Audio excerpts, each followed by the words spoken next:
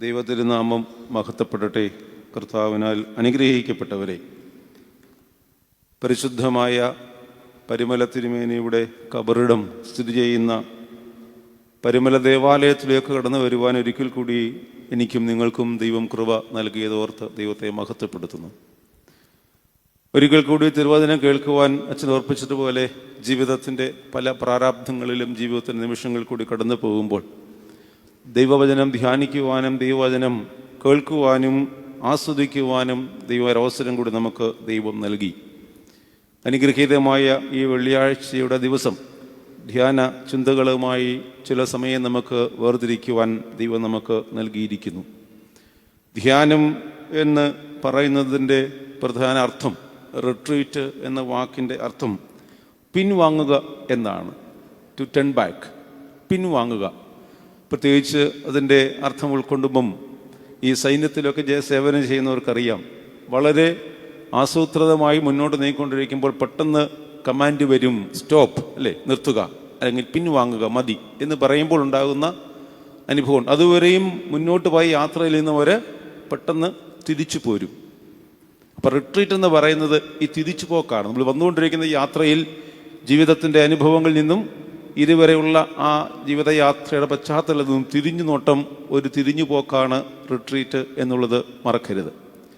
അവരുടെ ജീവിതത്തിലേക്കൊന്ന് നോക്കുവാൻ എവിടെ വരെ നമ്മൾ എത്തിയിരിക്കുന്നുവോ അതിൽ നിന്നും തിരിഞ്ഞു നോക്കി ഒന്ന് പിന്മാറ്റം ഉണ്ടാകേണ്ടതാണ് എന്നുള്ളതാണ് ഓരോ ധ്യാന ചിന്തകളും നമ്മളെ പ്രത്യേകമായിട്ട് പഠിപ്പിക്കുന്നത്. അതുകൊണ്ട് സങ്കീർത്തനക്കാരൻ 119 സങ്കീർത്തനം 114 വാക്യത്തിൽ ഇപ്രകാരം പറയുന്നു: ഞാൻ തിരുവചനത്തിൽ പ്രത്യാശ വെച്ചിരിക്കുന്നു.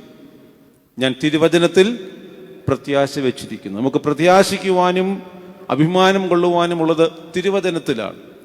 ആ തിരുവചനത്തിൻ്റെ ധ്യാനം ദൈവമുമ്പാകെയുള്ളൊരു വലിയ അനുഭവമാണ് എന്നുള്ളത് മറന്നുപോയി. അതുകൊണ്ടാണ് യേശു തമ്പുരാനെ കുറിച്ച് പറയുമ്പോഴൊക്കെ അവനെക്കുറിച്ച് പറയുന്നുണ്ട്, അതിനുശേഷം അവൻ വേറിട്ട് പോയി പ്രാർത്ഥിച്ചു എന്നാണ് പറയുന്നത്. എല്ലാ ജീവിതത്തിൻ്റെ അനുഭവങ്ങൾ കടന്നു പോകുമ്പോഴും ഓരോ പ്രധാന സംഭവങ്ങൾ ഉണ്ടാകുമ്പോൾ പിന്നീട് അവസാനം പറഞ്ഞു നിർത്തുന്നത് അവൻ പ്രാർത്ഥിക്കുവാനായി തനിച്ച് മലയിലേക്ക് പോയി എന്ന് പറയുന്നൊരു വേദഭാഗം പല ഭാഗം നമ്മൾ കാണുന്നുണ്ട്. അതുകൊണ്ട് യേശുതമ്പുരാൻ്റെ പ്രവർത്തനങ്ങളൊക്കെ അവസാനം ചെന്നു ചേരുന്നത് പ്രാർത്ഥനകളിലായിരുന്നു. പിതാവിനോടുള്ള പ്രാർത്ഥനയാണ്. തൻ്റെ മിടുക്കിനേക്കാളിലും അല്ല, തൻ്റെ കഴിവുകളെ കർത്താവ് യേശുതമ്പുരാൻ പറയുന്നത്, എൻ്റെ പിതാവിനിൽ കൂടി പ്രവർത്തിക്കാതെ ഒന്നും ചെയ്യുവാൻ എനിക്ക് കഴിയുകയില്ല. അതുകൊണ്ട് യേശുതമ്പുരാനോട് ചേർന്ന് നിൽക്കുവാനുള്ള അവസരമാണ് ധ്യാനം. സങ്കീർത്തനക്കാരൻ തന്നെ 42 വാക്യത്തിൽ സങ്കീർത്തനം 1-2 വാക്യങ്ങൾ പറയുന്നത്, മാൻ നീർത്തോളിലേക്ക് ചേരുവാൻ കാംക്ഷിക്കുന്നത് പോലെ എൻ്റെ ആത്മാവ് നിന്നോട് ചേരുവാൻ കാംക്ഷിക്കുന്നു. എൻ്റെ ആത്മാവ് ദൈവത്തിനായി, ജീവനുള്ള ദൈവത്തിനായി തന്നെ ദാഹിക്കുന്നു. അപ്പോൾ നമുക്ക് ജീവിതത്തിൽ ഒരു നീർത്തോടിലേക്ക് മാൻതോട് ചെല്ലുവാൻ ആഗ്രഹിക്കുകയാണ്. ദാഹിച്ചു വലഞ്ഞൊരു മാൻകൂട്ടം വളരെ ദാഹത്തോടുകൂടി ഒരു നീർത്തടത്തിലേക്ക് ചെല്ലുമ്പോൾ ഉണ്ടാകുന്ന അനുഭവം ഉണ്ടല്ലോ, അതാണ് ജീവിതത്തിൽ നമുക്ക് ഉണ്ടാകേണ്ടത്. ദാഹിച്ചു വരണ്ടിരിക്കുന്ന ഒരു മാൻപേടയ്ക്ക് അടുത്ത മനുഷ്യന് ദാഹിക്കുമ്പോൾ ദാഹജലം ലഭിക്കുന്ന അനുഭവമാണ് ദൈവജനത്തിലുള്ള ധ്യാനം. അത്രമാത്രം ആകാംക്ഷയോടെ, ത്യാഗത്തോടെ, അത്രമാത്രം ഉത്സാഹത്തോടെ നമ്മൾ കേൾക്കേണ്ട ഒന്നാണ് ദൈവവചന ധ്യാനം. അതുകൊണ്ട് ഇന്നത്തെ ഈ ദിവസം നമുക്ക് ഒരുമിച്ച് ദൈവമുമ്പാകെ നിന്നുകൊണ്ട് ചില ചിന്തകളെ പങ്കുവെക്കുവാനായിട്ട് ഈ സമയം ആഗ്രഹിക്കുകയാണ്. ഞാൻ ഓർപ്പിച്ചല്ലോ, വിശ്വാസ ജീവിതത്തിൻ്റെ അനുഭവത്തിൽ കടന്നു പോകുന്ന വിശ്വാസികളാണ് ഞാനും നിങ്ങളും. അതുകൊണ്ട് നമ്മളെ വിശേഷിപ്പിക്കുന്ന പാടിയല്ലോ, സിയോൻ യാത്രികർ എന്നാണ് ഒരു ക്രിസ്ത്യാനിയെ വിശേഷിപ്പിക്കുന്നത്. സിയോനിലേക്കുള്ള യാത്രയാണ്. ആ സിയോനിലൊക്കെ യാത്രയിൽ നമുക്കുണ്ടാകുന്ന പ്രതിസന്ധികളും പ്രയാസങ്ങളിലും കഷ്ടതകളും ദുഃഖങ്ങളിലുമൊക്കെ നമുക്ക് ആശ്വാസമായി കൂടെ ഉണ്ടാകേണ്ടത് ദൈവത്തിലുള്ള വിശ്വാസവും ദൈവത്തിലുള്ള അചഞ്ചലമായ വിശ്വാസ തീഷ്ണതയാണ്. അതുകൊണ്ട് ഈ വേദഭാഗം ചില ചിന്തകളുമായി നമുക്ക് പങ്കുവെക്കുമ്പോൾ വിശുദ്ധ വേദവചനത്തിൽ നിന്നും ചില വ്യക്തികളെ നമുക്കൊന്ന് പരിചയപ്പെടുവാൻ ശ്രമിക്കുകയാണ്. ഈ വ്യക്തികളൊക്കെ നമുക്ക് സുപരിചിതമായ ചില വ്യക്തികളാണ്. വേദപുസ്തകത്തിൽ വായിക്കുന്നതാണ്, നമ്മൾ ധ്യാനിക്കുന്നതാണ്, കേൾക്കുന്നതാണ്. നമ്മളൊക്കെ ഇന്ന് ജീവിക്കുന്ന ഒരു കാലഘട്ടത്തിൽ വിശ്വാസവും സഭാജീവിതമൊക്കെ ഒത്തിരി പ്രതിസന്ധികളിൽ കൂടി കടന്നു പോകുന്നൊരു കാലഘട്ടമാണ്, അല്ലേ? അത് നിങ്ങൾക്കറിയാം. പലതരത്തിലുള്ള പ്രതിസന്ധികളും പ്രയാസങ്ങളും സഭാജീവിതത്തിലും സഭയുടെ അനുഭവത്തിലും നമ്മൾ കണ്ടുമുട്ടുന്ന ഒരു കാലഘട്ടം. നമ്മൾ ഇതുവരെയും ചിന്തിക്കുന്നതിനപ്പുറത്ത് ഒരു പുതിയ മാനവുമായി ജീവിതത്തിൻ്റെ അനുഭവത്തിലേക്ക് വിശ്വാസ ജീവിതം കടന്നു വരുന്നൊരു കാലഘട്ടം. ഇവിടെ നമുക്ക് ഏറ്റവും അനുകരണീയമായ വിശ്വാസ മാതൃകകൾ കാട്ടിത്തരുന്നത് വിശുദ്ധ വചനമാണ്. നമ്മൾ വേറെങ്ങും അന്വേഷിച്ചു പോകേണ്ട കാര്യമില്ല. വിശ്വാസത്തിൻ്റെ തീഷ്ണതയുമായി പല കൂട്ടായ്മകളിലേക്കോ പല അനുഭവങ്ങളിലേക്കോ പോകേണ്ടതില്ല. ഉത്തരം കണ്ടെത്തേണ്ടത് തിരുവചനമാണല്ലേ. തിരുവചന ധ്യാനവും തിരുവചന പഠനവുമാണ് നമ്മുടെ വിശ്വാസത്തിൻ്റെ അടിസ്ഥാനം എന്നുള്ളത് മറന്നു പോകരുത്. അപ്രകാരമുള്ള ചില വ്യക്തികളിൽ കൂടി വിശ്വാസത്തിൻ്റെ ചില അനുഭവങ്ങളെ നമുക്കൊന്ന് ധ്യാനിക്കുവാൻ ഇന്നത്തെ ഈ സമയം ദൈവത്തിൽ ശരണപ്പെടുകയാണ്. ഒന്നാമതായി നമ്മുടെ മുന്നിലായി അവതരിപ്പിക്കുന്ന ഒരു വ്യക്തി ഉൽപ്പത്തി പുസ്തകം 12-ാം അധ്യായത്തിൻ്റെ 1 മുതൽ 9 വരെയുള്ള വേദഭാഗത്ത് നമ്മളൊരു വ്യക്തിയെ കാണുന്നുണ്ട്. ഉൽപ്പത്തി പുസ്തകം 12-ാം അധ്യായം 1 മുതൽ 9 വരെ. അത് നമുക്കേറെ പരിചിതമായ വ്യക്തിയാണ് അബ്രഹാം. അബ്രഹാം അല്ലേ. 12-ാം പുസ്തകം ആരംഭിക്കുന്നത് യഹോവയാം ദൈവം അബ്രഹാമിനോട് പറയുന്നു, ഞാൻ നിന്നെ കാണിപ്പാനിരിക്കുന്ന ദേശത്തേക്ക് നീ പോവുക. ഞാൻ നിന്നെ കാണിപ്പാനിരിക്കുന്ന ദേശത്തേക്ക് നീ പോകുക. ഞാൻ നിന്നെ ബഹുജാതികൾക്ക് പിതാവാക്കും എന്ന് ദൈവം ഒരു വലിയ വാഗ്ദത്തം നൽകുമ്പോൾ ആ വേദപുസ്തകത്തിൻ്റെ 12-ാം അധ്യായത്തിൻ്റെ 4-ാം വാക്യത്തിൽ വളരെ വ്യക്തമായി എഴുതിയിരിക്കുന്നു, യഹോവ തന്നോട് കൽപ്പിച്ചതുപോലെ അബ്രഹാം പുറപ്പെട്ടു. യഹോവ തന്നോട് കൽപ്പിച്ചതുപോലെ അബ്രഹാം പുറപ്പെട്ടു. എന്താ പറയുന്നത്? യഹോവയാം ദൈവത്തോട് പറഞ്ഞു, ഞാൻ നിന്നെ കാണിപ്പാൻ ദേശത്തേക്ക് പോവുക. എവിടെയാണെന്നോ എന്താണെന്നോ ഏത് ദേശമാണെന്നോ ഒന്നും പറയുന്നില്ല അല്ലേ. അബ്രഹാം വലിയ ധനവാനായിരുന്നു. ആ മനുഷ്യനോട് പറയുകയാണ്, ഞാൻ നിന്നെ കാണിപ്പാൻ ദേശത്തേക്ക് പോകുക എന്ന് പറഞ്ഞപ്പോൾ അവിടെ അബ്രഹാം യാതൊരു മറുപടിയും പറയാതെ ആ വേദപുസ്തകത്തിൽ രേഖപ്പെടുത്തിയിരിക്കുന്നത് യഹോവ തന്നോട് കൽപ്പിച്ചതുപോലെ അബ്രഹാം പുറപ്പെട്ടു. അബ്രഹാമും ലോത്തും എല്ലാവരും കൂടി പോവുകയാണ്. അവന് ലോത്തും അപ്പോൾ ഭാര്യയും സഹോദരപുത്രനായ ലോത്തും കൂടെ പോകുമ്പോൾ അബ്രഹാമിന് 75 വയസ്സായിരുന്നു എന്ന് വ്യക്തമായിട്ട് പറയുന്നുണ്ട്. 75 വയസ്സായ അബ്രഹാം ദൈവവിളി കേട്ടുകൊണ്ട് തന്നെ ഏൽപ്പിച്ച ദൗത്യവുമായി എവിടെയോ പോവുകയാണ്. എങ്ങോട്ടാ പോകുന്നതെന്ന് അറിയില്ല. മനോഹരമായ കനാൻ ദേശത്തേക്ക് പോകാനാണ്. പക്ഷെങ്കിൽ ഒന്നും യഹോവയാം ദൈവം പറയുന്നില്ല അല്ലേ. നമ്മളാണെങ്കിൽ ചോദിക്കും, എവിടെയാണ്, എങ്ങനെയാണ്, എത്രമാത്രം, എന്ത് കിട്ടും, ഇത് നമ്മൾ ചോദിക്കും. പക്ഷേ ഇവിടെ അബ്രഹാം ഇതൊന്നും ചോദിക്കുന്നില്ല. അത് കേട്ടിട്ട് അബ്രഹാം പുറപ്പെട്ട് പറയുന്നത്, അവൻ ഊര്, കനാൻ, ബഥേൽ ഇവിടെയൊക്കെ ദേശത്ത് എന്നിട്ട് അവൻ കൂടാരമടിച്ചു. പിന്നീട് കനാനിലും ബഥേലിലും അവൻ ദൈവത്തിന് യാഗപീഠം പണിത് യാഗമർപ്പിച്ചു. അപ്പൊ അവിടെയൊക്കെ യഹോവയാം ദൈവം കാണിക്കുന്ന വഴികളിൽ കൂടി യാത്ര ചെയ്യുവാൻ അബ്രഹാം തയ്യാറായിരുന്നു എന്നുള്ളതാണ്. ഇതാണ് വിശ്വാസത്തിന്. അതുകൊണ്ട് അബ്രഹാമിനെ കുറിച്ച് പറയുമ്പോൾ നമ്മൾ പറയുന്നത് വിളി മനസ്സിലാക്കുന്ന ഒരു വിശ്വാസം. വിളി മനസ്സിലാക്കുന്ന വിശ്വാസം അതെന്താണ് എന്ന് വിശ്വാസിക്ക് അറിയില്ല.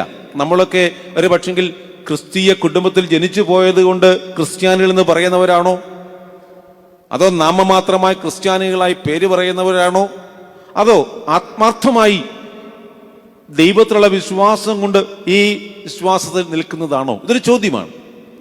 അതുകൊണ്ട് നമ്മൾ എന്താണ്, എവിടെയാണ്, എങ്ങനെയാണ് എന്നുള്ളത് യഹോവ കരുതിക്കൊള്ളൂ അല്ലേ. മോറിയ മലയിലേക്ക് അബ്രഹാം ഇസ്ഹാക്കിനോട് യാത്രയാകുമ്പോൾ ഇസ്ഹാക്ക് അബ്രഹാമിനോട് ചോദിക്കുന്നു, അപ്പാ വിറകുണ്ട്, തീയുണ്ട്, പക്ഷെങ്കിൽ യാഗത്തിനുള്ള മൃഗവസ്തു എവിടെ അല്ലേ, യാഗത്തിനർപ്പിക്കുവാനുള്ള മൃഗം എവിടെ? അപ്പോൾ അബ്രഹാം പറയുന്നുണ്ട്, യഹോവ നിസ്സി, യഹോവ കരുതിക്കൊള്ളും അല്ലേ. അബ്രഹാം ഇസ്ഹാക്കിനോട് പറയുന്നത് യഹോവ കരുതിക്കൊള്ളും. ഇതായിരുന്നു അബ്രഹാമിന്റെ ജീവിതത്തിന്റെ അടിസ്ഥാനം. ദൈവത്തിലുള്ള അചഞ്ചലമായ വിശ്വാസ സ്ഥിരതയുള്ള ഒരു ജീവിതം. പ്രിയമുള്ളവരെ, നമ്മുടെ ജീവിതത്തിലും ഉണ്ടാകേണ്ടതും ഇത് തന്നെയാണ്. ജീവിതത്തിൽ കോളിളക്കങ്ങൾ ഉണ്ടാകാം, ജീവിതത്തിൽ രോഗങ്ങൾ ഉണ്ടാകാം, ജീവിതത്തിൽ പ്രതിബന്ധങ്ങൾ, പ്രയാസങ്ങൾ, വൈതരണികൾ, ഒരു വലിയ കടലുകൾ നമ്മുടെ ജീവിതത്തിൽ ഉണ്ടാകാം. പക്ഷെ അവിടെ ദൈവത്തിൻ്റെ വിളിയുടെ ഉദ്ദേശം എന്താണ് എന്നറിഞ്ഞ് ജീവിക്കുവാൻ നമുക്ക് കഴിയണം എന്ന് അബ്രഹാം പിതാവ് നമ്മോട് പറയുകയാണ്. അങ്ങനെയുള്ള അബ്രഹാമിന് ഈ വേദഭാഗത്ത് യഹോവയാം ദൈവം നൽകുന്ന ചില വാഗ്ദത്തങ്ങളുണ്ട്. അവരോട് പറയുന്നു, നിന്നെ ഞാൻ വലിയ ജാതിയാക്കും, ഞാൻ നിന്നെ അനുഗ്രഹിക്കും, ഞാൻ നിന്റെ നാമം വലിയതാക്കും, നിന്നെ അനുഗ്രഹിക്കുന്നവരെ ഞാൻ അനുഗ്രഹിക്കും, നീ അനുഗ്രഹിക്കപ്പെടും, നിന്നെ ശപിക്കുന്നവരെ ഞാൻ ശപിക്കും, നീ നിമിത്തം ഭൂമിയിലെ എല്ലാ കുടുംബങ്ങളും അനുഗ്രഹിക്കപ്പെടും. യഹോവയാം ദൈവം അബ്രഹാമിന് നൽകുന്ന വലിയ വാഗ്ദത്വങ്ങളാണ്. ഞാൻ നിന്നെ വലിയൊരു ജാതിയാക്കും. പ്രിയമുള്ളവരെ, ഈ വിളി കേട്ട് ഇറങ്ങിയ അബ്രഹാമിന്റെ ജീവിതം പലപ്പോഴും നമുക്ക് അനുഭവിക്കുവാൻ കഴിയുന്നില്ല എന്നുള്ളതാണ്, അല്ലേ? ഇന്ന് സഭാജീവിതത്തിലേക്ക് നോക്കുമ്പോൾ നമ്മൾ കാണുന്ന ഈ വിളി അറിയപ്പെടുവാൻ യോഗ്യതയില്ലാത്ത പുരോഹിതരും മേൽപുരോഹിതരും വിശ്വാസികളും അടങ്ങുന്നൊരു സമൂഹമായിട്ട് പലപ്പോഴും നമുക്ക് തോന്നാറുണ്ട്. ചില സന്ദർഭങ്ങളിൽ നമുക്കങ്ങനെ നമ്മുടെ ജീവിതത്തിൽ അങ്ങനെയുള്ള പ്രയാസഘട്ടങ്ങൾ ഉണ്ടാകാറുണ്ട്. പക്ഷെങ്കിൽ വിളിയെ മനസ്സിലാക്കി യാത്ര ചെയ്യുന്നവരുടെ ജീവിതത്തിൽ അബ്രഹാം വഴികാട്ടിയായിരിക്കും. അതുകൊണ്ട് ഞാൻ പറഞ്ഞത്, അബ്രഹാമിന്റെ വലിയ ജീവിത സാക്ഷ്യം ആ വേദപുസ്തകങ്ങൾ വായിച്ചു നോക്കണം. അതുകൊണ്ടാണ് അബ്രഹാമിനെ ജാതിയുടെ പിതാവ് എന്ന് പറയുന്നത്, അല്ലേ? എബ്രഹായ ലേഖനം 11-ാം അധ്യായം 8-9 വാക്യത്തിൽ ഇപ്രകാരം ലേഖനകർത്താവ് എഴുതിയിരിക്കുന്നു: അവകാശമായി ലഭിക്കാനിരുന്ന സ്ഥലത്തേക്ക് പോകുവാൻ അബ്രഹാമിനെ വിളിച്ചപ്പോൾ വിശ്വാസത്താൽ അയാൾ അത് അനുസരിച്ചു. ആരെ എഴുതുന്നത്? എബ്രായ ലേഖനത്തിൽ 11-ാം അധ്യായം 8-9 വാക്യത്തിൽ പറയുന്നു, അവകാശമായി ലഭിക്കാനിരുന്ന സ്ഥലത്തേക്ക് പോകുവാൻ അബ്രഹാമിനെ വിളിച്ചപ്പോൾ വിശ്വാസത്താൽ അയാൾ അനുസരിച്ചു. എവിടേക്കാണ് പോകുന്നത് എന്നറിയാതെ അയാൾ ഇറങ്ങിപ്പുറപ്പെട്ടു. വിശ്വാസത്താൽ വാഗ്ദദേശത്തേക്ക്, ഒരു അന്യദേശത്തേക്ക് എന്ന പോലെ അബ്രഹാം പ്രവാസിയായി തീർന്നു. അപ്പോൾ എവിടെയാണ്, എങ്ങനെയാണ് എന്ന് യാതൊരു നിശ്ചയമില്ലാത്ത അബ്രഹാം ദൈവവിളി കേട്ട് ഇറങ്ങി പുറപ്പെട്ടു എന്നുള്ളത് തന്നെ അവന് വലിയ വിശ്വാസ ജീവിതമാണ്. അതുകൊണ്ട് പ്രിയമുള്ളവരെ, നമ്മളെ വിളിച്ചവൻ വിശ്വസ്തനാണെന്ന് തിരിച്ചറിയുവാൻ നമുക്ക് ജീവിതത്തിൽ കഴിയണം. ഓരോ ജീവിത പ്രയാസങ്ങളും ഓരോ ജീവിത വൈതരണികളും വിളിച്ചവൻ വിശ്വസ്തനാണ്, ദൈവം വിശ്വസ്തനാണ്, ദൈവം നമ്മുടെ കൂടെയുണ്ട് എന്ന് നമ്മളെ പഠിപ്പിക്കുന്ന പാഠങ്ങളാക്കി മാറ്റണം. ഇതാണ് അബ്രഹാം ജീവിതത്തിൽ പഠിച്ച വലിയ പാഠം.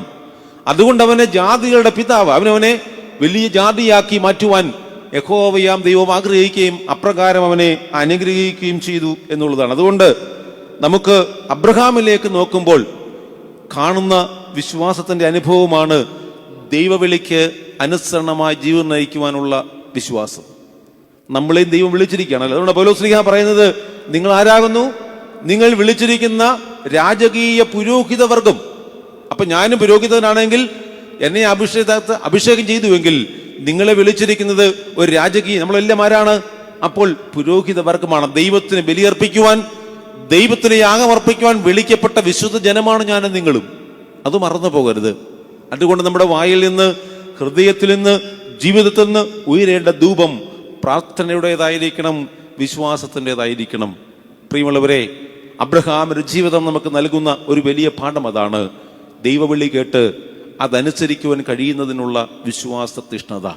അതുണ്ടാകുവാൻ ഈ ധ്യാനത്തിന് ഇതിൽ കൂടി ദൈവം നമ്മളോട് പറയുകയാണ്. രണ്ടാമതായി, ഞാൻ വളരെ പെട്ടെന്ന് പറഞ്ഞു പോകട്ടെ, നിങ്ങൾക്ക് പരിചയമുള്ള വ്യക്തികളാണ്, നിങ്ങൾ വായിക്കുമ്പോൾ അത് മനസ്സിലാക്കും.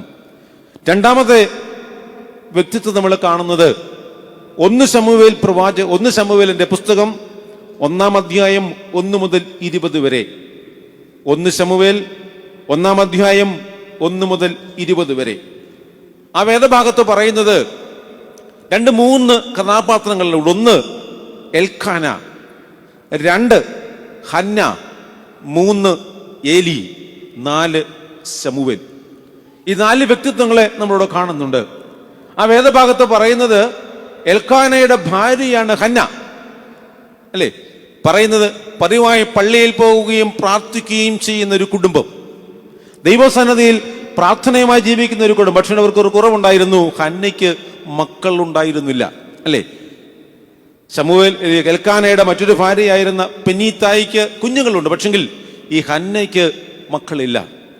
അങ്ങനെ അവർ വ്യതയോടുകൂടി, പ്രയാസത്തോടുകൂടി ഹന്ന ദേവാലയത്തിൽ പ്രാർത്ഥിക്കുവാൻ പോവുകയാണ്. ഹന്ന ദേവാലയത്തിൽ നിന്നിട്ട് പ്രാർത്ഥിക്കുന്നു. അവിടെ പറയുന്നത് അവളുടെ ഹൃദയം വളരെ പ്രാർത്ഥനാപൂരിതമായി മാറപ്പോൾ അവളുടെ ചുണ്ട് പ്രാർത്ഥനാ മന്ത്രങ്ങൾ ഉരുവിട്ടു. ഇത് കണ്ടുകൊണ്ട് അടുത്തിരിക്കുകയായിരുന്നു ഏലി പുരോഹിതൻ.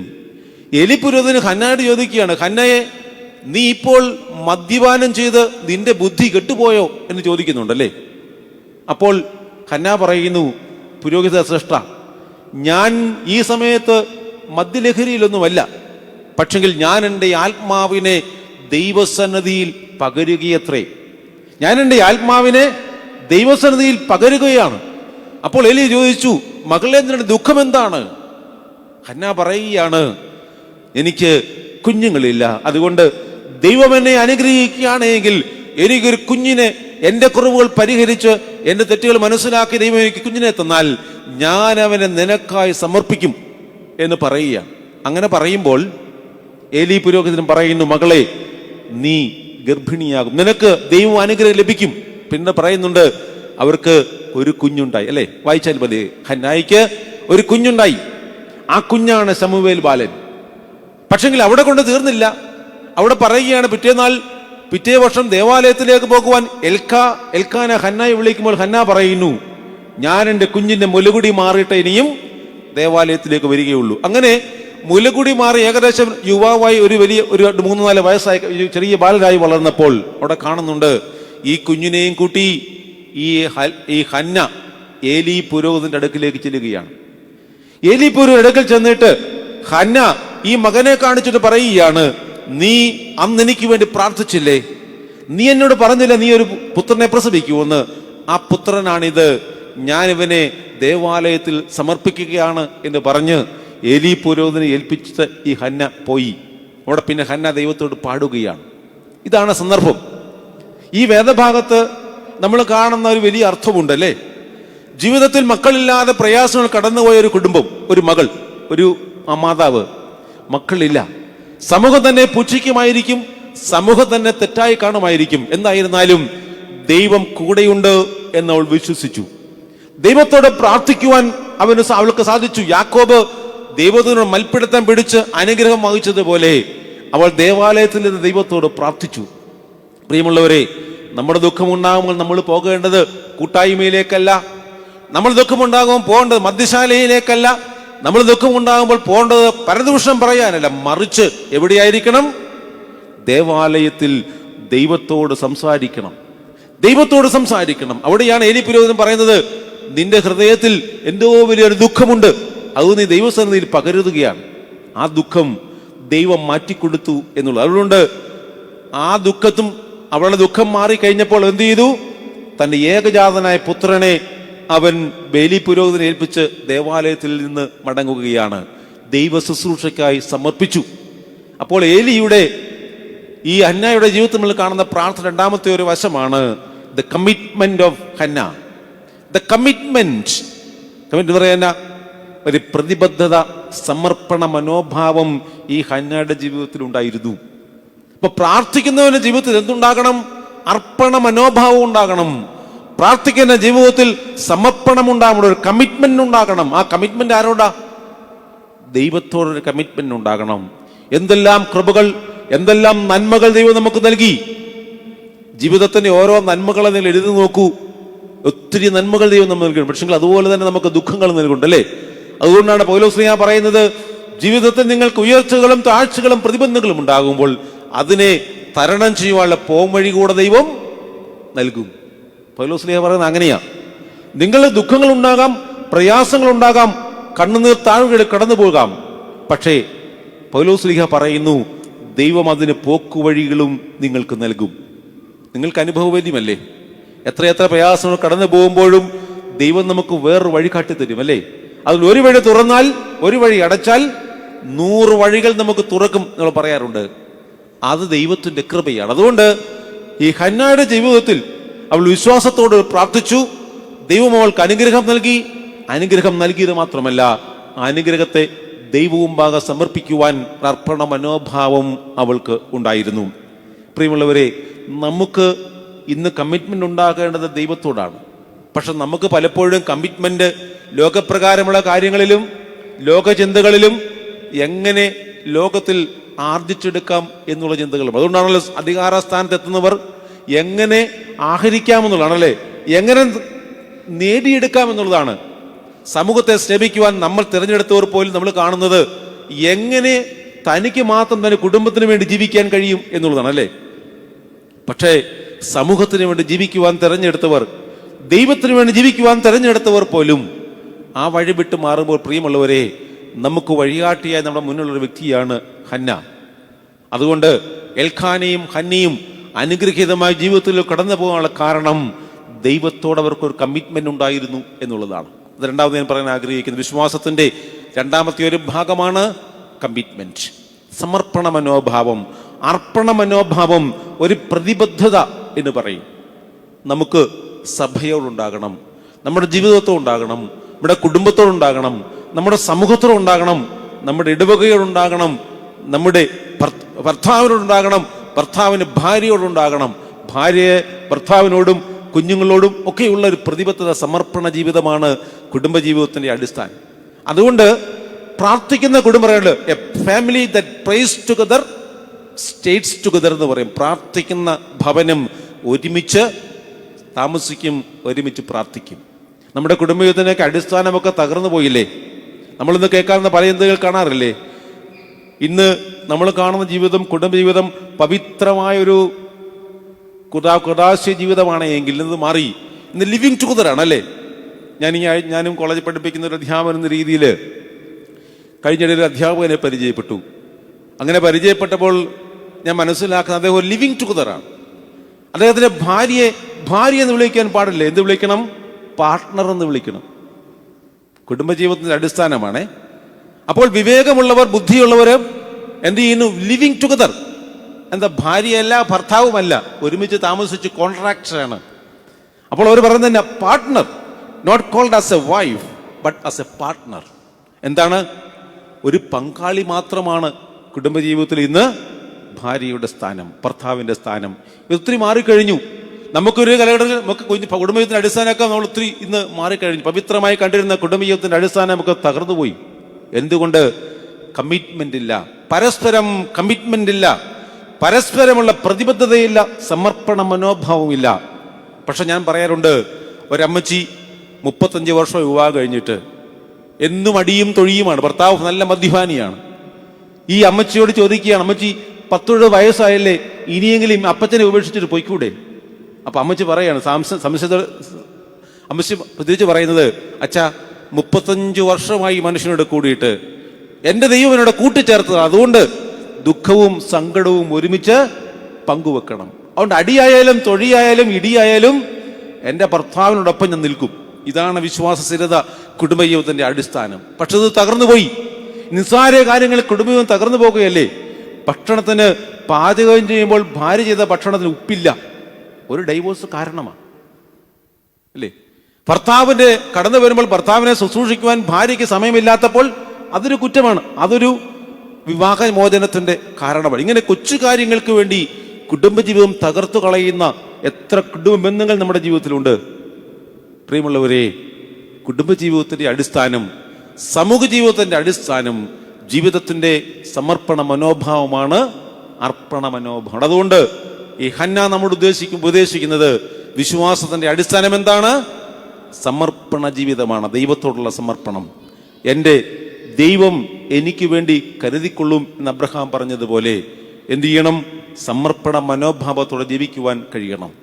ഇതാണ് ഹന്ന നമ്മളോടൊപ്പം. അബ്രഹാം നമ്മളോട് പറയുന്നത് വിളിക്കനുസരിച്ച് ജീവിക്കുവാൻ കഴിയണം എന്നുള്ള വിശ്വാസ അടിസ്ഥാനമാണ്. എങ്കിൽ ഹന്ന നമ്മളോട് പറയുന്നത് ഒരു കമ്മിറ്റ്മെന്റ്, ഒരു പ്രതിബദ്ധത, ഒരു സമർപ്പണം നമുക്കാരുണ്ടാകണം, ദൈവത്തോട് ഉണ്ടാകണം. ആ സമർപ്പണം നേടുവാനുള്ള അനുഭവമാണ് വിശ്വാസവും വിശ്വാസ ജീവിതവും.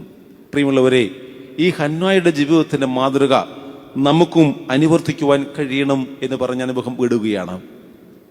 മൂന്നാമതായി നമ്മൾ കാണുന്ന മറ്റൊരു വ്യക്തിയാണ് 1 രാജാക്കന്മാരുടെ പുസ്തകം 17-ാം അധ്യായത്തിന്റെ 1 മുതൽ 7 വരെ. 1 രാജാക്കന്മാരുടെ പുസ്തകം 17-ാം അധ്യായം 1 മുതൽ 7 വരെ. ഈ വേദഭാഗത്ത് പറയുന്ന 2-3 കഥാപാത്രങ്ങൾ: 1 ഏലിയാവ്, 2 ഇസ്രായേൽ രാജാവായ ആഹാബ്, 3, ഇസ്രായേലിന്റെ ആഹാബിന്റെ ഭാര്യയായ ഇസബേൽ. നിങ്ങളെ വേദഭാഗം വായിച്ചു നോക്കണം. ഏലിയാവ് തിസ്ബിനായ ഏലിയാവിനോട് യഹോവയാം ദൈവം പറയുകയാണ്, എന്താ? നീ പോയി ആഹാബ് ദേശത്തെ അല്ലെങ്കിൽ ഇസ്രായേലത്തെ ആഹാബിനോട് പറയണം, നിന്റെ ജീവിതവൃത്തിയിൽ തിന്മകളിൽ നിന്ന് മാറി നീ ഇസ്രായേൽ ദൈവമായ ജീവനുള്ള ദൈവത്തിന്റെ കർത്താവാണ്. എന്റെ വാക്കല്ലാതെ മഞ്ഞോ മഴയോ ഈ സംവത്സരം ഉണ്ടാവുകയില്ല എന്ന് പറയണം. ആഹാബ് വലിയ തിന്മയുടെ അനുഭവമായി മാറിയ അനുഭവത്തിൽ യഹോവയാം ദൈവം ഏലിയാവിനോട് പറയുകയാണ്, നീ അവനോട് പറയണം, ഇനി 3 വർഷക്കാലം നിന്റെ രാജ്യത്ത് മഞ്ഞോ മഴയോ ഉണ്ടാവുകയില്ല. ഏലിയാവ് ഇത് പറഞ്ഞു. പക്ഷെങ്കിൽ പറഞ്ഞു കഴിഞ്ഞപ്പോൾ ഏലിയാവിന് ഭയമായി. ഏലിയാവ് ദൈവത്തിന്റെ ശബ്ദം കേട്ട് ഓടുകയാണ്. കാരണം അവനെ കൊല്ലുവാൻ ആഹാബ് ആഗ്രഹിച്ചു. അങ്ങനെ ഓടി, നിനക്കറിയാവുന്നല്ലേ, അവൻ ഓടിപ്പോയി കെരീത്ത് തോട് നടുവിലിരുന്നു കൊണ്ട് പ്രാർത്ഥിക്കുമ്പോൾ കാക്ക ഭക്ഷണമായി അവൻ അപ്പവും ഇറച്ചിയും നൽകുന്നുണ്ട്. അങ്ങനെ വീണ്ടും അവൻ അവിടെ നിന്ന് ഓടി പിന്നീട് സറാഫാത്തിലെ വിധവയുടെ ഭവനത്തിലേക്ക് പോകുന്നുണ്ട്. അവിടെ നിന്ന് അവൻ ഓടി ചുരച്ചിന്റെ നടുവിൽ പോയി ഇരിക്കുകയാണ്. മരിച്ചാൽ കൊള്ളാം എന്ന് ആഗ്രഹിച്ചിരിക്കുമ്പോൾ ദൈവം അവനെ വിളിച്ചു. നീ എന്താണെങ്കിലും ഇരിക്കുന്നത് പറഞ്ഞവനെ വീണ്ടും തൊട്ടി ഉണർത്തി. അവൻ 40 ദിവസം ഹോറോബോളം നടന്നു. അങ്ങനെ ശക്തി ആർജിച്ച ഏലിയാബിനോട് യഹോവയാം ദൈവം പറയുകയാണ്, 3 വർഷം കഴിഞ്ഞപ്പോൾ വീണ്ടും മഴ പെയ്തു. അപ്പോഴേക്കും വരൾച്ചയായി ആ രാജ്യത്തെ മുഴുവൻ നശിച്ചുപോയി. തുടർന്ന് ദൈവം പറയുന്നു, നീ വീണ്ടും പോകണം, ആഹാബിനോട് പറയണം. അവൻ വീണ്ടും ആഹാബിടുകൾ ചെന്ന് പറയുകയാണ്, ആഹാബേ, നീ ചെയ്ത തെറ്റാണ്. നബോത്തിന്റെ മുന്തിരിത്തോട്ടം നീ കൈക്കലാക്കിയില്ലേ? നിന്റെ ഭാര്യയുടെ രക്തം നായ്ക്കുട്ടികൾ കുടിക്കും എന്ന് പറഞ്ഞിട്ട് ആ ഇസബേലാണ് ആഹാബിനോട് മുന്തിരിത്തോട്ടം കൈവശമാക്കാനുള്ള രീതിയൊക്കെ പറഞ്ഞു കൊടുത്തു. വായിച്ചാൽ മതി. അങ്ങനെ പറഞ്ഞു കൊടുത്ത രീതി അനുസരിച്ച് ആഹാബ് നബോത്ത് എന്ന് പറയുന്ന സാധാരണക്കാരന്റെ മുന്തിരിത്തോട്ടം കൈക്കലാക്കി. രാജാവാണ്. അവനെ കൊന്ന് അവന്റെ മുന്തിരിത്തോട്ടം കൈവശമാക്കുന്നു. ഏലിയാവ് അവന് മുന്നിൽ ചെന്ന് പറയുകയാണ്, ആഹാബേ, നീ ചെയ്തത് തെറ്റാണ് എന്ന് പറഞ്ഞിട്ട് പറയുന്നു, ഈ രാജ്യം നശിക്കും, മാത്രമല്ല നിന്റെ ഭാര്യയുടെ രക്തം നായ്ക്കൾ കുടിക്കും എന്ന് പറയുന്നു.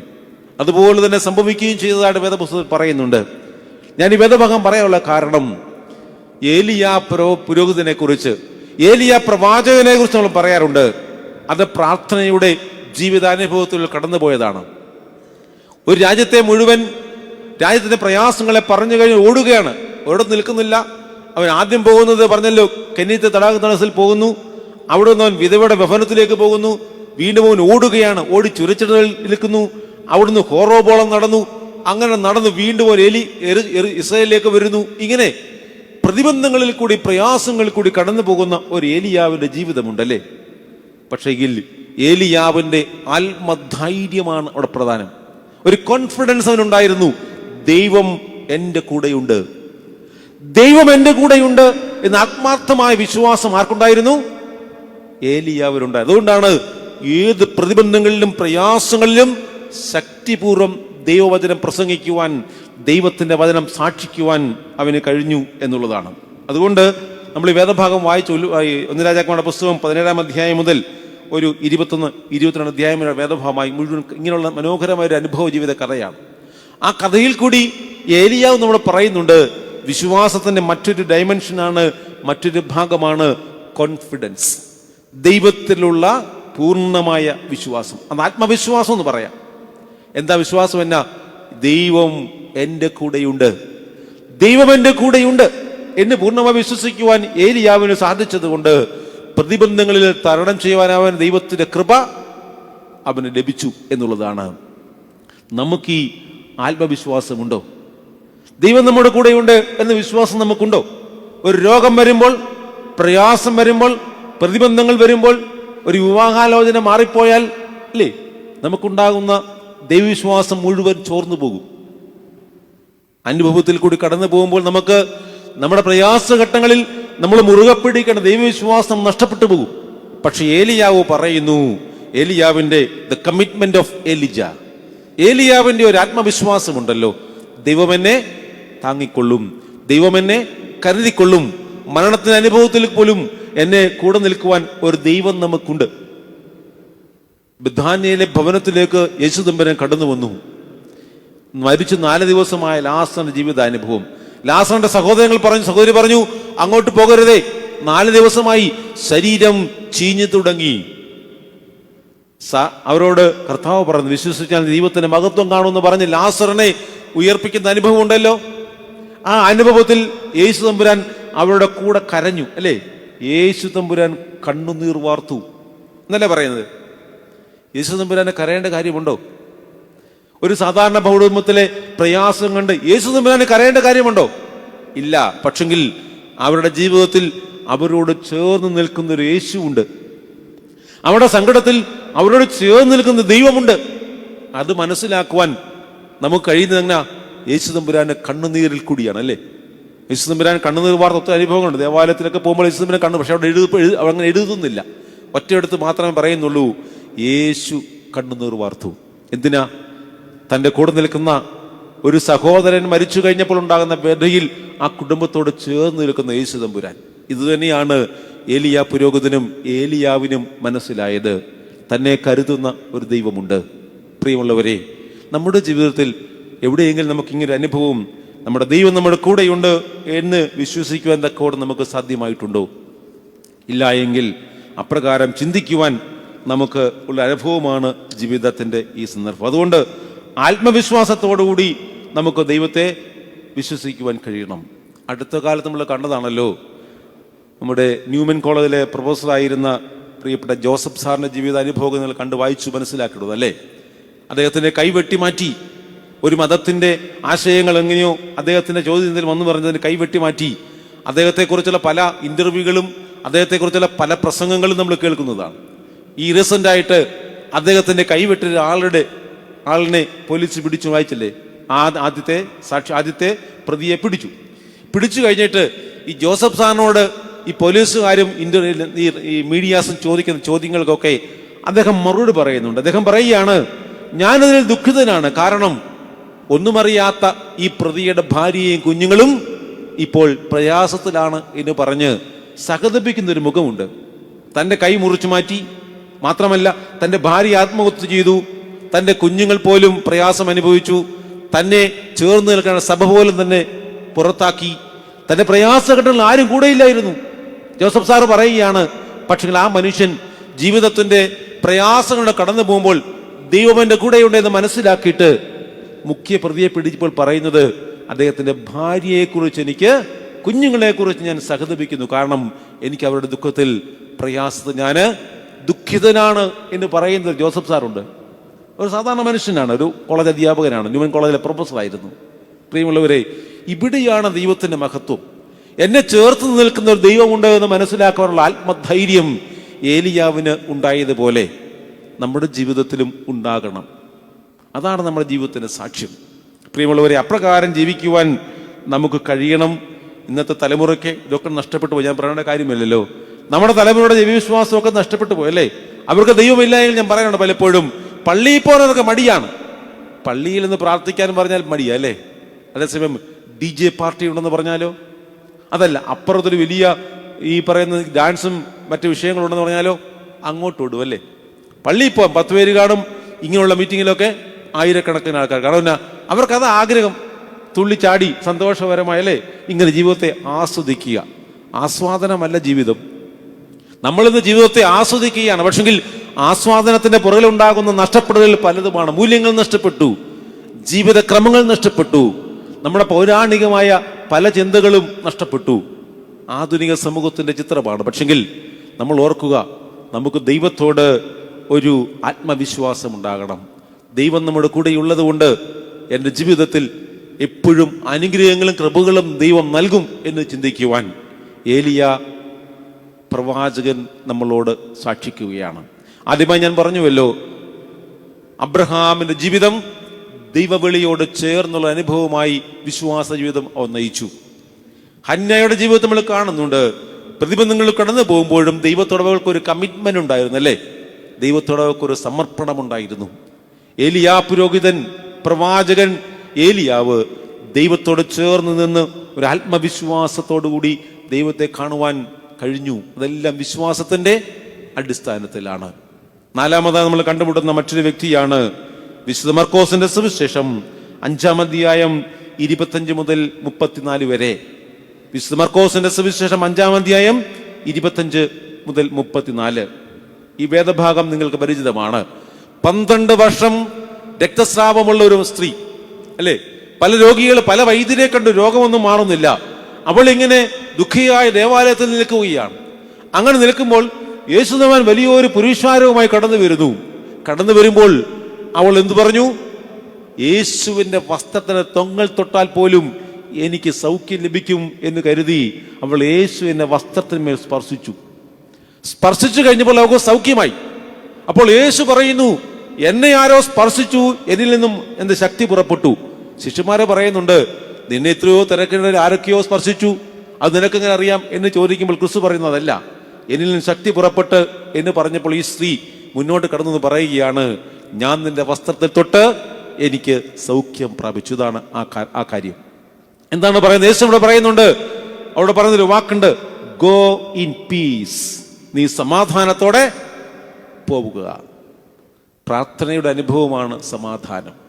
യേശു തമ്പുരാൻ ആ സ്ത്രീയോട് പറയുന്നു, നീ സമാധാനത്തോടെ പോകുക, നിന്റെ വിശ്വാസം നിന്നെ രക്ഷിച്ചിരിക്കുന്നു. അല്ലേ? നിന്റെ വിശ്വാസം നിന്നെ രക്ഷിച്ചിരിക്കുന്നു. അവൾക്ക് വിശ്വാസം എന്തായിരുന്നു? യേശു തമ്പുരാന്റെ വസ്ത്രത്തിന്റെ ഒരു തൊങ്ങലിൽ തൊട്ടാൽ പോലും എനിക്ക് സൗഖ്യം ലഭിക്കും എന്ന് വിശ്വസിച്ചു. അതുകൊണ്ടാണ് പറയുന്നത്, നീ സമാധാനത്താലെ പോവുക. നമ്മൾ കുർബാനയിൽ സംബന്ധിച്ചിട്ടില്ലേ? എത്ര സമാധാനത്താലെ പോവുക കേട്ട് കഴിഞ്ഞു? 100, 200, 300, 1000 എത്രയോ കുർബാനകൾ നമ്മൾ കണ്ടു. കുർബാന അവസാനം പറയുന്നത് എന്നാ? നിങ്ങൾ സമാധാനത്താലെ പോകുക.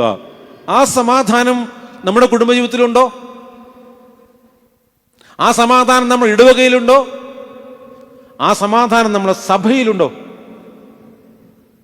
നമ്മളെല്ലാം ദേവാലയത്തിൽ പോകും, കുർബാന കാണും, സമാധാനത്തോടെ പോകാൻ പറയും, നേർച്ച വീട്ടിൽ ഭവനത്തിലേക്ക് പോകും. പ്രിയമുള്ളവരെ, ഈ സമാധാനത്തോടെ പോകണമെങ്കിൽ എന്തുണ്ടാകണം? രോഗസൗഖ്യം. ജീവിതത്തിലെ പ്രയാസങ്ങൾ അവിടെ വെച്ച് ദേവാലയത്തിൽ പോകുന്നതിന് വേണ്ടിയാ.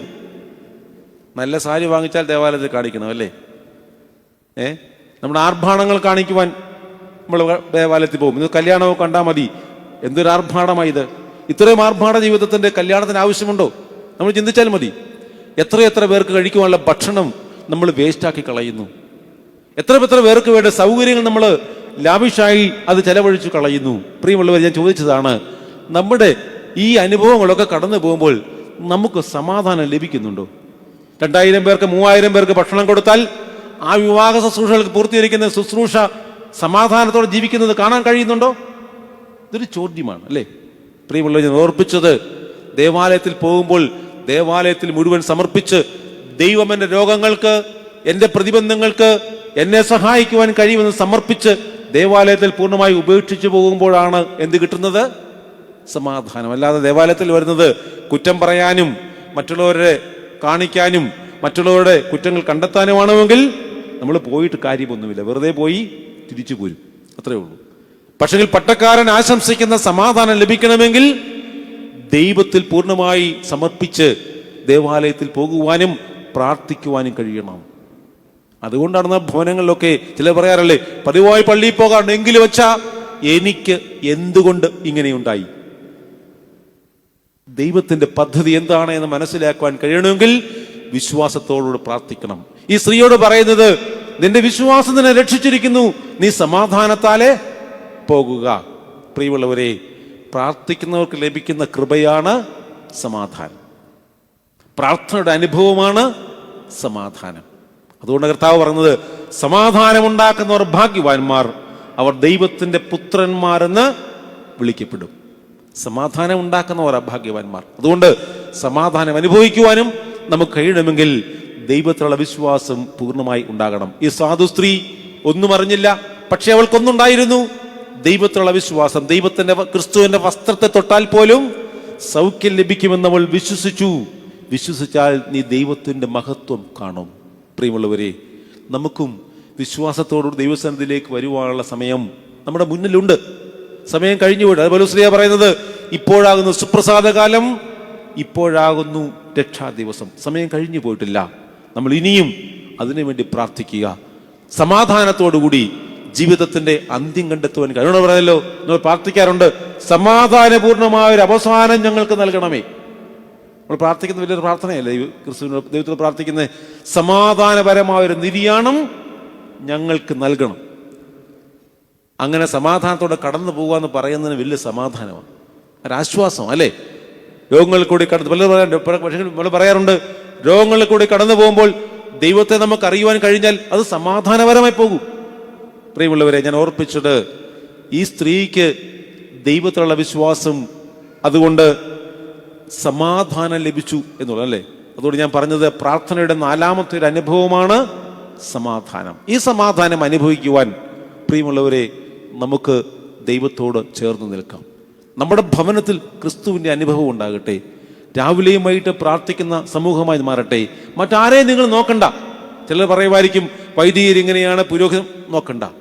നമുക്ക് ദൈവത്തോടൊരു കമ്മിറ്റ്മെൻ്റ് ഉണ്ട്, നമുക്ക് ദൈവത്തോട് ചേർന്ന് നിൽക്കാനുള്ള ഒരു അവകാശമുണ്ട്, ഉത്തരവാദിത്വമുണ്ട്.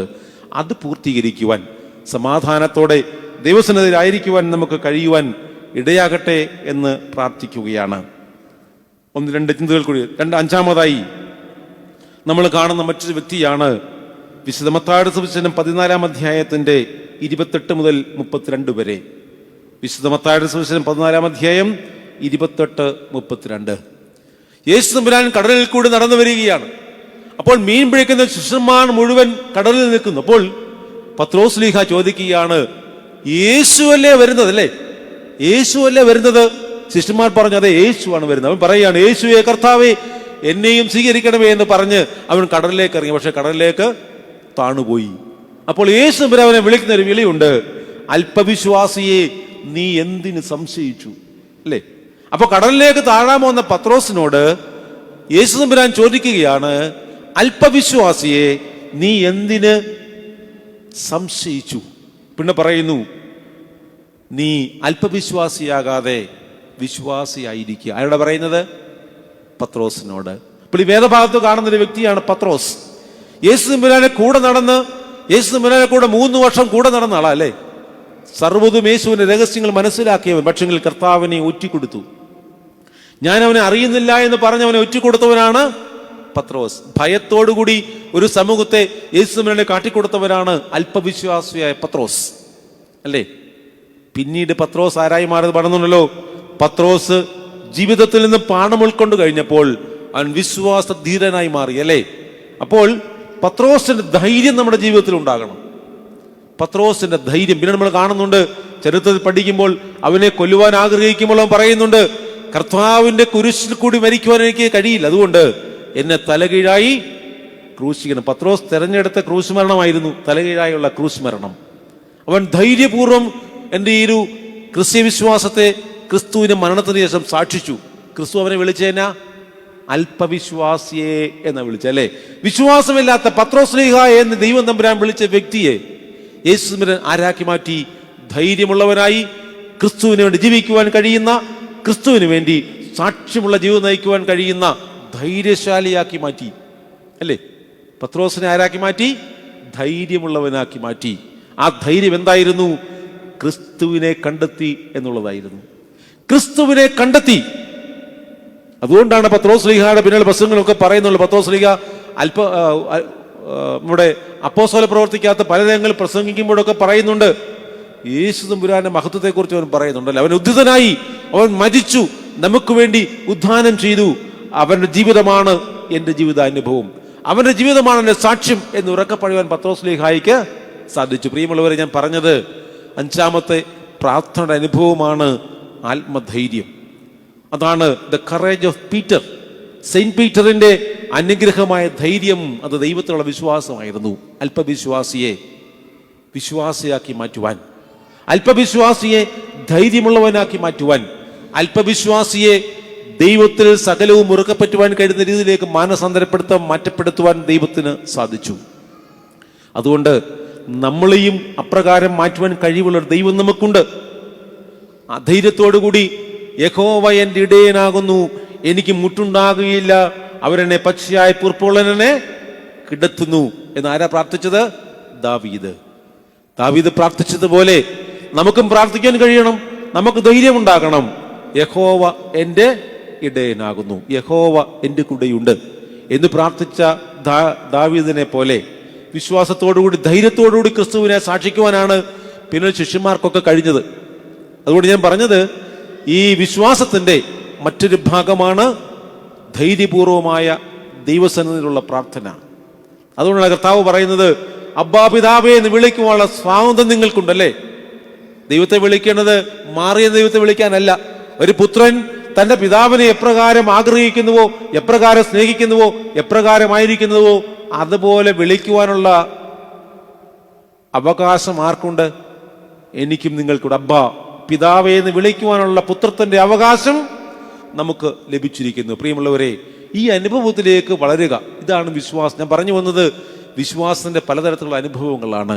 ഇവരൊക്കെ നമുക്ക് കാട്ടിത്തരുന്നത് വിശ്വാസത്തിന്റെയും ജീവിതത്തിന്റെയും അനുഭവമാണ് എന്നുള്ളത് മറന്നു പോകരുത്. ആറാമതായി ഒരു വ്യക്തിയെ കൂടെ നമുക്ക് പരിചയപ്പെടാം.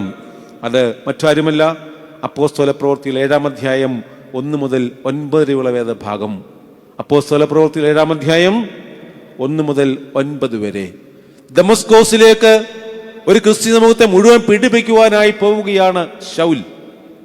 രാജാക്കന്മാരിൽ നിന്നും, രാജാവിൽ നിന്നും, അധികാരികളിൽ നിന്നും അധികാരപത്രം വാങ്ങിച്ചവൻ പോവുകയാണ്. എന്തിനാണ്? ക്രിസ്ത്യാനികളെ മുഴുവൻ കൊന്നൊടുക്കുവാൻ വേണ്ടി പോവുകയാണ്. ശൗലിൽ ആണല്ലോ സ്തേഫാനോസിനെ കൊല്ലുമ്പോൾ സ്തേഫാനോസിന്റെ വസ്ത്രം കൈവശം സൂക്ഷിച്ച ആളാണ് ശൗൽ.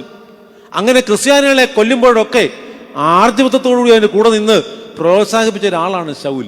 അങ്ങനെ ശൗൽ ദമസ്കോസിലേക്ക് പോകുമ്പോൾ ദമസ്കോസിന്റെ പടിവാതിലേക്ക് വെച്ച് ദൈവം അവനെ പിടിക്കുന്നല്ലേ. ആ വേദഭാഗത്ത് പറയുന്നുണ്ട്, ശൗലേ ശൗലേ നീ എന്നെ ഉപദ്രവിക്കുന്നത് എന്ത്? അപ്പോൾ ശൗല് ചോദിക്കുന്നു, അങ്ങ് ആരാണ്? അപ്പോൾ ശബ്ദം കേട്ടു, നീ ഉപദ്രവിക്കുന്ന ക്രിസ്തുവാകുന്നു ഞാൻ, അല്ലേ? അപ്പൊ ക്രിസ്തു സമൂഹത്തെ മുഴുവൻ ഉപദ്രവിക്കുവാൻ വേണ്ടി ഇറങ്ങി പുറപ്പെട്ട ഒരാളാണ് ശൗൽ. പക്ഷെങ്കിൽ പിന്നീട് നമ്മൾ കാണുന്ന വേദഭാഗത്ത് വാക്യം 22-ാം വാക്യത്തിലേക്ക് വരുമ്പോൾ നാം വായിക്കുന്നു, ശൗൽ മേൽക്കുമേൽ ശക്തി പ്രാപിച്ചു, യേശു തന്നെ ക്രിസ്തു എന്ന് തെളിയിച്ച് ദമസ്കോസിൽ പാർക്കുന്ന യഹൂദന്മാരെ മിണ്ടാതെയാക്കി. ആരാ പറയുന്നത്?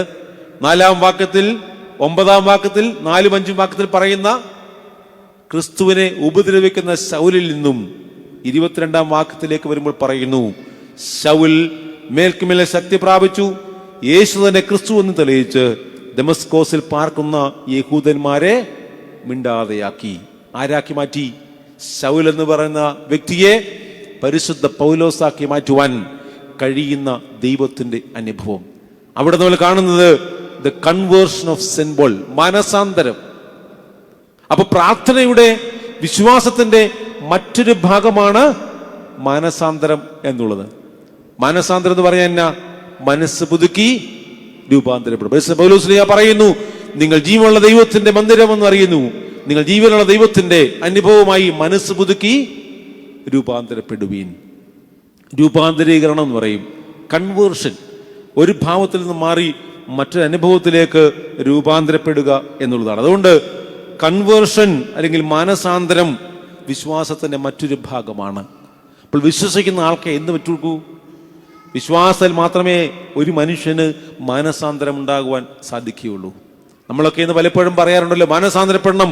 യോഹന്നാൻ സ്നാപകൻ പറഞ്ഞു, നിങ്ങൾ മാനസാന്തരപ്പെടണം, വൃക്ഷത്തിന് ചുവടിൽ കോടാലി വെച്ചിരിക്കുന്നു എന്ന് യോഹന്നാൻ സ്നാപകൻ പ്രസംഗിച്ചു, അല്ലേ? ക്രിസ്തു പറഞ്ഞു, നിങ്ങൾ മാനസാന്തരപ്പെടണം, ദൈവരാജ്യം ആഗതമായിരിക്കുന്നു. യേശുവിന്റെ പഠിപ്പിക്കൽ എന്തായിരുന്നു? മാനസാന്തരപ്പെടുക എന്നുള്ളത്. അതുകൊണ്ട് കർത്താവ് പറയുന്നത് അങ്ങനെയല്ലേ, മുടിയൻ പുത്രൻ, അല്ലേ? വേദപുസ്തകത്തിൽ കാണുന്ന ഒരു ചിത്രമാണല്ലോ. സകലവും നഷ്ടപ്പെടുത്തി തിരിച്ചു വരുന്ന ഇളയ മകനുണ്ട്. ആ മകൻ അപ്പനോട് പറയുകയാണ്, അപ്പാ, നിന്നോടും സ്വർഗത്തോടും ഞാൻ പാപം ചെയ്തു, നിനക്ക് അനിഷ്ടമായുള്ളത് ഞാൻ ചെയ്തിരിക്കുന്നു, ഇനി നിന്റെ പുത്രൻ വിളിക്കപ്പെടുവാൻ ഞാൻ യോഗ്യനല്ല. ഇതാണ് രണ്ടാമത്തെ മകൻ പിതാവിനോട് പറയുന്നത്. അപ്പനൊന്നും നോക്കിയില്ല, മൃഗങ്ങളെ തടിപ്പിച്ച് കാളയാറുത്ത് അവന് ഭക്ഷണം ഒരുക്കി. മൂത്തവൻ പറഞ്ഞു, അപ്പാ, ഇത് കാണിച്ചത് മോശമല്ലേ? ഞാൻ നിന്നോടൊപ്പം എത്രയോ വർഷങ്ങൾ താമസിച്ചു, ഇതുവരെ ഒരു ആട്ടിൻകുട്ടിയെ പോലും എനിക്ക് നീ ബലി കഴിക്കുവാൻ അല്ലെങ്കിൽ എന്റെ സുഹൃത്തുക്കളെ സന്തോഷിക്കുവാൻ തന്നില്ലല്ലോ. പിതാവ് പറയുന്നു, ഇവൻ നഷ്ടപ്പെട്ടവനായിരുന്നു, ഇവൻ കളഞ്ഞു പോയവനായിരുന്നു, ഇവൻ എന്നിൽ നിന്നും നഷ്ടപ്പെട്ടു പോയൊരു അതിനെ ഞാൻ കണ്ടെത്തി എന്ന് പറഞ്ഞ് അവനെ ആശ്വസിക്കുന്ന പിതാവുണ്ടല്ലേ. ആ പിതാവിന്റെ രംഗം എന്നാണ്? മാനസാന്തരപ്പെടുന്ന പാപിയെ ചൊല്ലി സ്വർഗത്തിൽ എത്രയോ അധികം സന്തോഷമുണ്ടാകും. അപ്പൊ നമുക്ക് ദൈവത്തിന് നൽകുവാനുള്ള ഏറ്റവും വലിയ ഗിഫ്റ്റ് എന്ന് പറയുന്നത് ഒരു മാനസാന്തര ജീവിതാനുഭവമാണ്. പൗലോസിനെ, ഒന്നുമില്ലായിരുന്ന ശൗലിനെ പൗലോസാക്കി മാറ്റുവാൻ ദൈവത്തിന് കഴിയുമെങ്കിൽ, വിശ്വാസത്തോടെ പ്രാർത്ഥിക്കുവാൻ നിനക്ക് മനസ്സുണ്ടെങ്കിൽ നിന്നെ മനസ്സാന്തരപ്പെടുത്തുവാൻ, പുതിയ അനുഭവത്തിലേക്ക് കൊണ്ടുവരുവാൻ ആർക്ക് കഴിയും? ദൈവത്തിന് കഴിയും. പ്രിയമുള്ളവരെ, നമ്മുടെ വെള്ളിയാഴ്ച ഈ ധ്യാനത്തെ സംബന്ധിക്കുമ്പോൾ നമുക്കൊരു രൂപമാറ്റം ഉണ്ടാകണ്ടേ? നമുക്കൊരു ഭാവമാറ്റം ഉണ്ടാകണ്ടേ? ഇതുവരെ വന്ന വഴിയിൽ നിന്നും മാറി ഒരു പുതിയ ജീവിത സാക്ഷ്യം ഉണ്ടാകണ്ടേ? പിന്നെ നമ്മൾ ധ്യാനത്തിന് പോയിട്ട് പള്ളിയിൽ പോയിട്ട് കാര്യമുണ്ടോ? ഇല്ല. നമ്മൾ പോകുമ്പോൾ, ധ്യാനത്തിന് പോകുമ്പോൾ നമ്മളോട് പറയുന്നത് ആത്മാവിങ്കിൽ തീ കത്തുക എന്ന് പറയല്ലേ? ആത്മാവിൽ തീ കത്തുക. തീ എന്ന പരിശുദ്ധാത്മാവിന്റെ അനുഭവം ഉണ്ടാകും. അവിടെയാണ് പെന്തിക്കോസ്ത് നാളിൽ കൂടിയിരുന്നപ്പോൾ ഒരു സമൂഹം മുഴുവൻ ആരെ ശക്തി പ്രാപിച്ചു? പരിശുദ്ധാത്മാവിൽ ശക്തി പ്രാപിച്ചു. ഈ പരിശുദ്ധാത്മാവിന്റെ ശക്തി പ്രാപിക്കുക എന്നുള്ളതാണ് നമ്മുടെ ഈ കൂട്ടായ്മയുടെ, ഈ ധ്യാനത്തിന്റെ അനുഭവം. അതുകൊണ്ടാണ് പ്രാർത്ഥനയെങ്കിൽ ധ്യാനത്തെങ്കിൽ തീ കത്തി എന്ന് പറയാറുണ്ട് നമ്മളല്ലേ. അതുകൊണ്ട് ആത്മാവിൽ ശക്തരാകുവാൻ, പരിശുദ്ധാത്മാവിൽ പുതുക്കം പ്രാപിക്കുവാൻ, പരിശുദ്ധാത്മാവിൽ രൂപാന്തരം സംഭവിക്കുമ്പോഴാണ് പ്രാർത്ഥനയുടെ അനുഭവം ഉണ്ട്. അത് പരിശുദ്ധനായ പൗലോസ്ലീഹ ജീവിതത്തിൽ അനുഭവിക്കുവാൻ കഴിഞ്ഞു. ദമസ്കോസിൽ വെച്ച് കർത്താവിന്റെ പിടിയിൽപ്പെട്ട പൗലോസ്ലീഹ ഏറ്റവും വലിയ വിശ്വാസധീരനായി മാറി. പിന്നീട് പൗലോസ്ലീഹ അറിയപ്പെടുന്നത് ക്രിസ്ത്യാനിറ്റിയുടെ രണ്ടാം സ്ഥാപകൻ, the second founder of Christianity എന്ന പേരിൽ അറിയപ്പെടുന്ന ആളാണ് സെയിന്റ് പോൾ. ആരായിരുന്നു? ലോകത്തെ മുഴുവൻ കീഴ്മേൽ മറിക്കുവാൻ, ക്രിസ്തുമുഖത്തെ മുഴുവൻ നശിപ്പിക്കുവാൻ ആഗ്രഹിച്ച വ്യക്തിയെ മാനസാന്തരത്തിലേക്ക് കൊണ്ടുവരുവാൻ ദൈവത്തിന് കഴിഞ്ഞുവെങ്കിൽ, പ്രിയമുള്ളവരെ, നമുക്കും ജീവിതത്തിൽ മാനസാന്തരം ഉണ്ടാകേണ്ടതായിട്ടുണ്ട്. ഞാൻ 5-6 വ്യക്തികളെ പ്രാർത്ഥന അനുഭവത്തിൽ കൂടെ നമ്മളിന്ന് പരിചയപ്പെടുകയായിരുന്നു. ഒന്നാമതായി നമ്മൾ കണ്ടു, അബ്രഹാം ദൈവത്തിന്റെ വിളി അനുസരിച്ച് പ്രാർത്ഥനാപൂർവം ദൈവത്തിനെ സമർപ്പിച്ച് ജീവിക്കുവാൻ അവന് കഴിഞ്ഞു.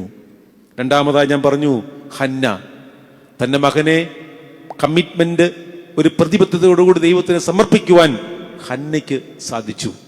മൂന്നാമതായി ഏലിയാവിന്റെ ആത്മവിശ്വാസം, തിന്മയ്ക്കെതിരെ ശക്തമായി പറയുവാൻ, ദൈവത്തിന്റെ ശബ്ദം പ്രഘോഷിക്കുവാൻ, തന്റെ ജീവിതത്തിൽ പ്രയാസം കടന്നുപോയെങ്കിലും ധൈര്യത്തോടുകൂടി ദൈവത്തെ സാക്ഷിക്കുവാൻ ഏലിയാവിന് കഴിഞ്ഞു.